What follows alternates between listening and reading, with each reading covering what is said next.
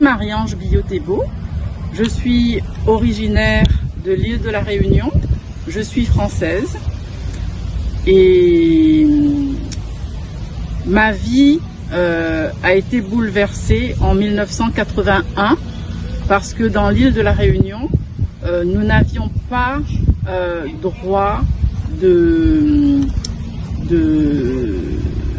nous n'avions pas accès à notre culture africaine.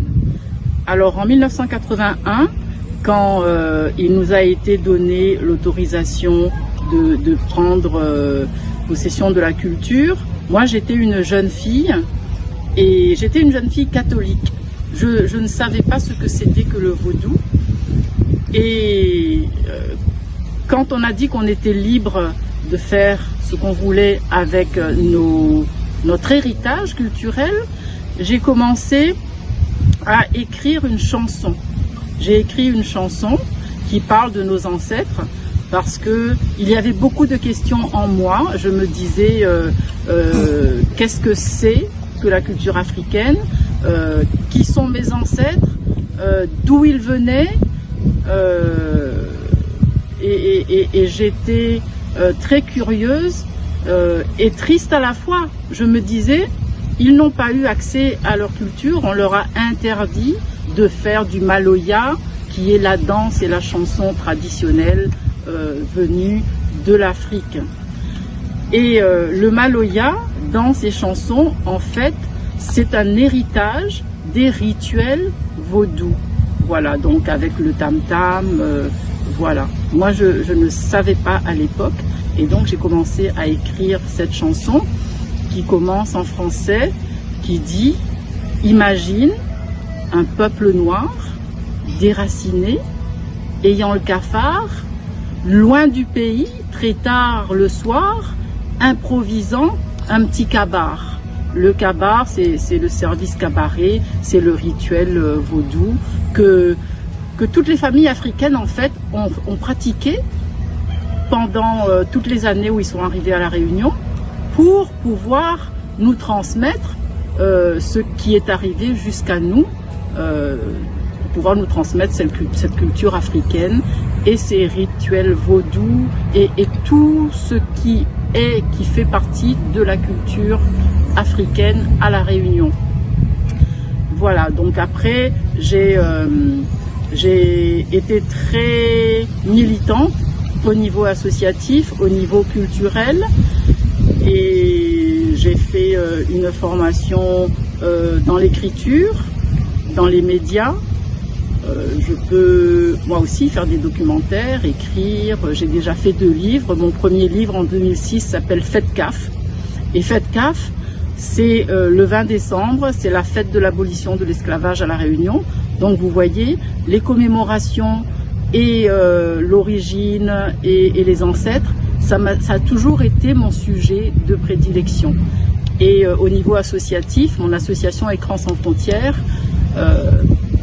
a toujours travaillé.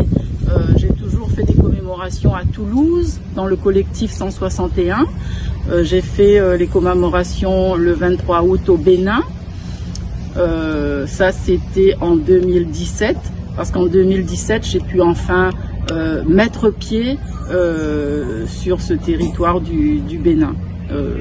La première fois que je suis venue en Afrique, c'était en 2014 en Côte d'Ivoire, mais c'était pour des raisons professionnelles. Et là, en 2017, c'était vraiment mystique, c'était vraiment avec un guide qui m'a emmené chez le pape du vaudou, qui m'a emmené chez le Dagbo Ounon. Et là, c'est là vraiment que je suis devenue vaudouisante. Parce que jusqu'à 2016-2017, je me renseignais, je côtoyais l'Afrique et j'ai compris beaucoup plus tard que cette chanson écrite en 1981 était en fait une chanson qui avait à l'époque un peu choqué, parce que écrire des chansons issues de rituels africains, c'était les hommes qui faisaient ça, ce n'était pas une jeune fille comme moi, et donc ça avait beaucoup dérangé à l'époque, et je me suis rendu compte vraiment 10 ans plus tard ce qu'avait été cet acte d'écrire cette chanson. Mais j'en suis fière, et pour moi c'est la preuve même que j'étais entourée de mes ancêtres et que j'ai libéré la frustration qui avait été la leur de n'avoir pas pu chanter, danser, s'exprimer librement à travers leur culture et à travers le vaudou. Donc pour moi, c'était vraiment une preuve. Ma visite en Haïti, il s'est passé beaucoup de choses. Depuis 2017, donc je suis arrivée au Bénin et on m'a demandé de perpétuer ce qui avait déjà été fait à l'époque. Le 7 avril, c'était Toussaint l'ouverture D. On m'a demandé au Bénin de remettre en place cette commémoration en Alada, à Daoussa. Donc c'est là où vraiment je suis rentrée dans cette commémoration à propos de Toussaint l'ouverture. Et je me suis rendu compte que beaucoup de choses, en fait, dans ma vie, les années avant, me préparaient à arriver à Alada et à travailler avec Toussaint l'ouverture. Tout était autour de moi, mais je ne voyais pas du tout ce que c'était. Mais je connaissais la cérémonie du bois caïman. J'étais très fière de Boukman, de Dessalines, de tous ces Haïtiens qui avaient fait la révolution et qui avaient libéré leur pays. Hein. On est tous très fiers dans la communauté de la diaspora, la communauté afrodescendante. On est tous très fiers de ces Haïtiens et on est fiers de Haïti, vraiment. Et donc, entre-temps, je suis devenue reine. Je suis devenue reine de l'État de la diaspora africaine, parce qu'il faut vous dire aussi qu'il existe un État de la diaspora africaine qui fait partie de la 6e région de l'Union africaine. Et cette 6e région est une région virtuelle. Tous les afrodescendants du monde entier font partie de cette région et nous avons mis en place un État de la diaspora africaine. L'État de la diaspora africaine a mis en place une chambre royale, mais avant de la mettre en place, ils ont décidé que je devienne une reine. On a consulté les ancêtres, et ils ont dit que oui, je pouvais devenir une reine. Et l'État de la diaspora africaine voulait mettre en place la chambre royale de l'État de la diaspora africaine, parce que nous voulons que les afrodescendants soient en relation avec les rois. Parce que quand les captifs sont partis en esclavage, ils ont quitté des royaumes. Ils n'ont pas quitté les pays tels qu'ils sont maintenant. Quand ils sont partis, il n'y avait pas encore la séparation et la division de tous les pays. Donc ce que nous voulons, c'est ramener les afrodescendants, ou du moins leur faire connaître les royaumes qui existaient à l'époque où leurs ancêtres sont partis. Donc maintenant, moi je suis dans cet état de la diaspora africaine, je suis ministre du patrimoine, mais je suis surtout la coprésidente de la Chambre royale et je travaille avec les rois africains. Alors j'ai été invitée par le roi Saint-Cloud et je suis très fière de venir le rencontrer parce qu'au niveau de la Chambre royale, nous invitons les rois à venir dans notre Chambre royale. Donc je vais inviter le roi Saint-Cloud, c'est lui qui m'a invité. Et comme j'avais déjà mis en place Toussaint l'ouverture D, c'est un réseau international que nous avons mis en place en relation avec le fort de Joux où il est décédé et où il est enterré. J'ai mis en place le Toussaint l'ouverture D à l'île de la Réunion, chez moi. Nous allons aussi le mettre au Brésil. Comme je vous dis, c'est un réseau international. Donc maintenant, quand nous allons faire Toussaint l'ouverture D, nous n'allons pas manquer de parler de la cérémonie du bois caïman. Nous le faisons, mais là nous allons encore plus mettre en avant la cérémonie du bois caïman et parler de tous les autres qui faisaient partie de la Révolution et qui ont mis en place cette cérémonie du bois caïman pour que personne ne soit oublié. Alors, déjà une idée du vaudou haïtien? Oui, j'ai toujours eu une idée du vaudou haïtien. C'est un héritage du vaudou africain. Les Haïtiens sont originaires de beaucoup de pays africains. Je pense que on m'a dit que si on fait le tour de Haïti, on peut rencontrer et voir un peu tout l'héritage de chaque pays. Et le vaudou, pour moi, il est beaucoup plus fort au Bénin, puisque je connais plus le Bénin que les autres pays. Mais en tout cas, l'animisme et la commémoration des ancêtres, les relations avec les ancêtres, les offrandes et tout ça, ça se pratique dans beaucoup de pays africains. Mais le vaudou, il est très fort au Bénin. Je suis en relation avec le pape du vaudou, le Dagbo Ounon. Alors j'ai eu une idée par avion, j'ai survolé un peu. Pour moi c'est un pays magnifique, hein. La nature est belle, je pense que c'est un pays où la nature est présente. La nature fait partie du vaudou aussi, hein. Il y a les éléments, hein. Il y a la nature. Et je pense que c'est un pays magnifique qui mérite de se développer, qui mérite d'être plus connu et qui mérite la paix. Et qui mérite d'être en relation avec les autres pays africains. Il faut tisser des liens avec les autres pays africains pour être en relation avec les origines, avec les sources de toute la culture haïtienne.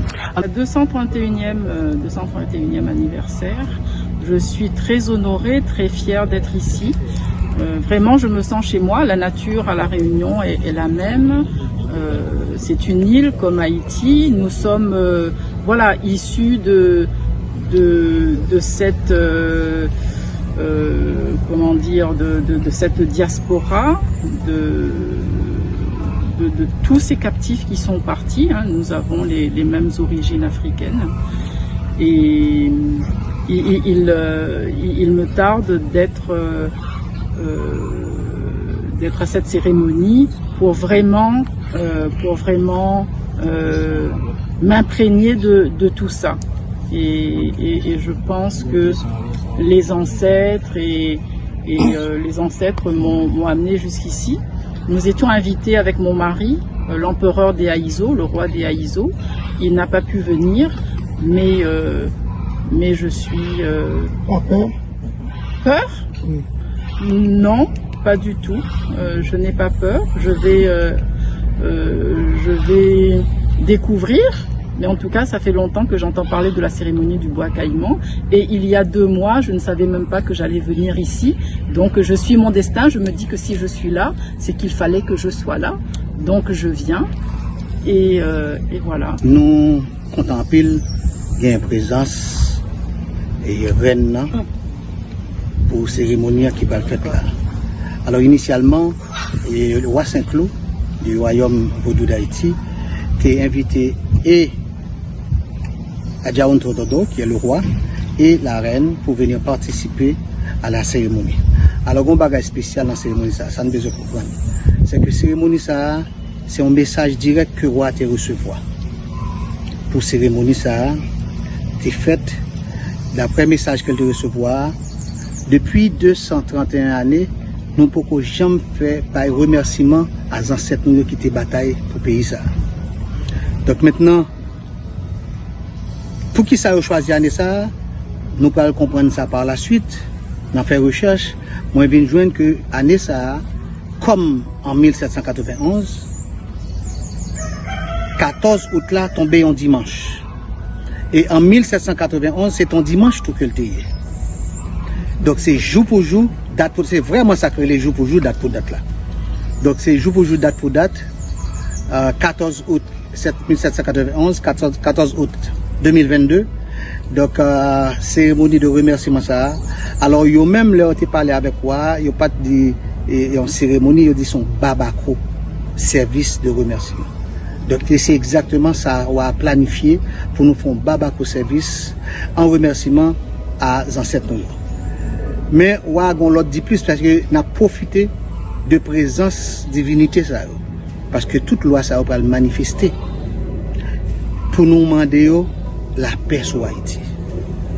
Parce que nous-mêmes nous quand on vivons en Haïti, Haïti gagne un pile problème ces jours-ci et il gagne dans tout le pays. Donc comme nous connaissons roi Saint-Cloud, c'est un monde qui toujours à prôner la paix et tout côté le passé. c'est livré pour tout le monde vivre, alors c'est de tête ensemble, il est toujours voulu pour tout le monde vivre tête ensemble. Donc c'est dans le cadre de ça, Ouassin côté trouvé utile et important que famille nous qui en Afrique t'ait participé avec nous. Et c'est dans le cadre de ça que Reine Nadia Unto vient là pour participer à la cérémonie. L'activité après une semaine. Après son semaine de remerciement qui pourra l'ouvrir sur 22 août. Je ne sais pas si nous songeons qui ça date 22 août là. C'est jour ça que soulèvement a été fait. 14 là c'est cérémonie. Donc là c'était pour congrès esclavio. Tout le monde finit motivé, n'est-ce pas? Donc une fois que tout le monde finit motivé, donc maintenant le 22 août c'était l'éclatement. Donc maintenant la bataille a commencé red cherche jusqu'à ce que vous libérez nous parce que une moto que vous avez gagné, alors c'était vivre libre ou mourir. Alors nous dit nous pas prêter en bas domination française encore. Point final. Et effectivement, couper tête, bouler caille, nous libérer le pays ça.